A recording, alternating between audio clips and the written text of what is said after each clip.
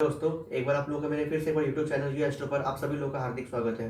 दोस्तों, बीते दिनों मैंने शनिदेव की चर्चा करी थी। शनिदेव से जुड़े जो भी कारकत्व हैं, जो भी उससे जुड़े कार्य क्षेत्र हैं, उससे जो जितने भी जुड़े रिश्ते हैं, क्या क्या उन चीज़ों का महत्व है आपके जीवन पे, वो मैंने आपको बताया था। आज हम इसी कड़ी में हम लोग चर्चा करेंगे राहु की। राहु का क्या विशेष स्थान है, क्या इस कलयुग में पूरा उनका एक अहम भूमिका है उनकी, और क्या क्या आपके जीवन पे इनका प्रभाव है, और क्या क्या जुड़े इनसे रिश्ते हैं।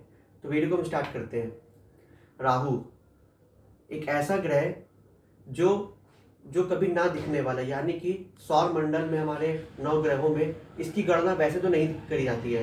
हमारे ऋषियों ने इसको, चाहे राहु हो चाहे केतु हो, इन दोनों को असल में छाया ग्रह में रखा जाता है। छाया ग्रह में इसलिए रखा जाता है क्योंकि वो उस परिधि में आते हैं। सूर्य और चंद्रमा और पृथ्वी के बीच में जो भी छाया पड़ती है, जब वो एक एक्सिस पर, एक परिधि में जब घूमते, जब तीनों सीध पे आते हैं, तो वहां पे राहु और केतु का, उन दोनों एक परिधियों का निर्माण होता है। इस वजह से वैज्ञानिक रूप से सूर्य ग्रहण और चंद्र ग्रहण पड़ता है।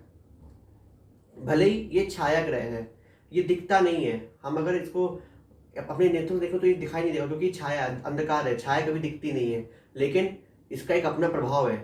अगर किसी भी ग्रह पे किसी किसी का भी इसका प्रभाव पड़ता है, किसी ग्रह पे छाया पड़ रही है, तो हमारे ऋषियों ने, हमारे जो महंत थे, जितने भी ज्योतिष के मर्मज्ञ रहे, तो उन्होंने कहीं ना कहीं इसका प्रभाव देखा। भले ही राहु जो सबसे, इनके तो सबसे शत्रु ग्रह हैं, वो सूर्य है, वो चंद्रमा है, ये इनके प्रबल शत्रु ग्रह होते हैं राहु के।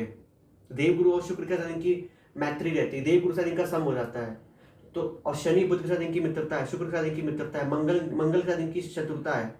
तो चंद्रमा और सूर्य इनके परम शत्रु ग्रह हैं। तो कहीं ना कहीं जन्म कुंडली में जब ये साथ होते हैं, राहु से तो हर कोई ना कोई दुर्योग का निर्माण होता है। चाहे सूर्य के साथ हो तो ग्रहण योग बनता है, चंद्रमा के साथ हो तो ग्रहण योग बनता है, गुरु के साथ हो तो चांडाल योग बन जाता है, शुक्र के साथ हो तो ये लंपट योग बना देता है, बुध के साथ हो तो जड़ योग बनाता है, शनि के साथ हो जाते हैं राहु तो ये श्रापित योग बना देता है। तो कहीं ना कहीं राहु के साथ कोई ना कोई एक ऐसा ग्रह बनता है, तो कहीं ना कहीं दुर्योग का निर्माण होता है। लेकिन लेकिन कलयुग में राहु का, जब आपकी कुंडली में राहु बली है, तो ये तय है कि आप सफल होंगे ही होंगे। ये निस्संदेह आप सफल होंगे, चाहे आप व्यापारी हो, चाहे आप राजनीति के क्षेत्र में हो, या आप किसी भी क्षेत्र में हो, उच्च पदासीन हो, उसमें राहु की अहम भूमिका है। क्यों? क्योंकि राहु के अंदर एक तीव्रता है, राहु के अंदर कहीं ना कहीं एक तिगड़मी बुद्धि है। जितने आप देखते हैं, जो व्यापारी होते हैं, जितने कूटनीतिज्ञ होते हैं, राजनीति के क्षेत्र में होते हैं, वो कैसे सफल हो जाते हैं? बिना राहु के बली हुए तो सफल नहीं हो सकते हैं।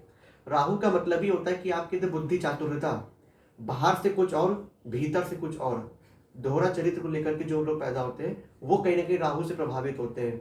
और आजकल हर कोई, जैसे मैं कैमरे के सामने वीडियो बना रहा हूँ, ये है राहु। लाइट चल रही है, ये है राहु। जितनी भी बिजली के उपकरण, जितनी भी इलेक्ट्रॉनिक गैजेट्स हैं, उन सब में राहु का आधिपत्य है।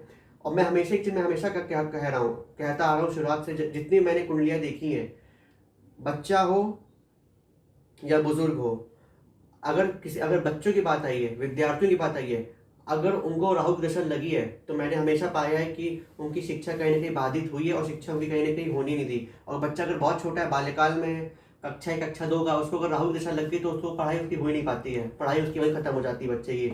इसमें कई बार माता पिता भी परेशान हो जाते हैं। तो ये राहु का प्रभाव होता है।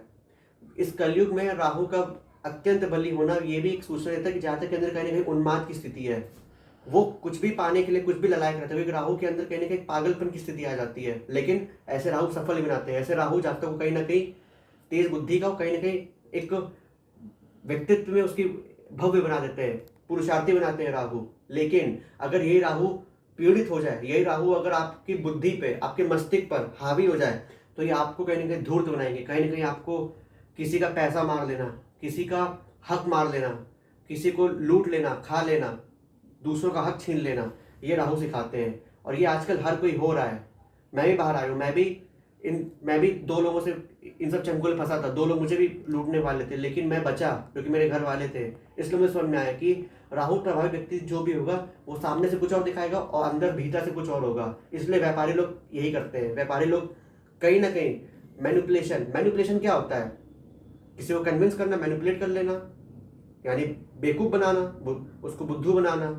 इसीलिए ये राहु से प्रभावित व्यक्ति होते हैं। इसको कहते हैं धूर्तता, सामने से कुछ और अंदर से कुछ और। इसको कहते हैं किसी का हक मार लेना। ये होते हैं राहु प्रभावित व्यक्ति लोग। तो दोस्तों, आप वीडियो ज़्यादा से ज़्यादा शेयर करिए, सब्सक्राइब करिए और लाइक करिए, कमेंट करिए। और राहु से जुड़ी जितनी भी जुड़ी चीज़ें हैं, जो उपाय हैं, वो मैंने ऑलरेडी शॉर्ट्स वीडियो में बना रखे हैं, आप उसको देख सकते हैं। जय बाबा की।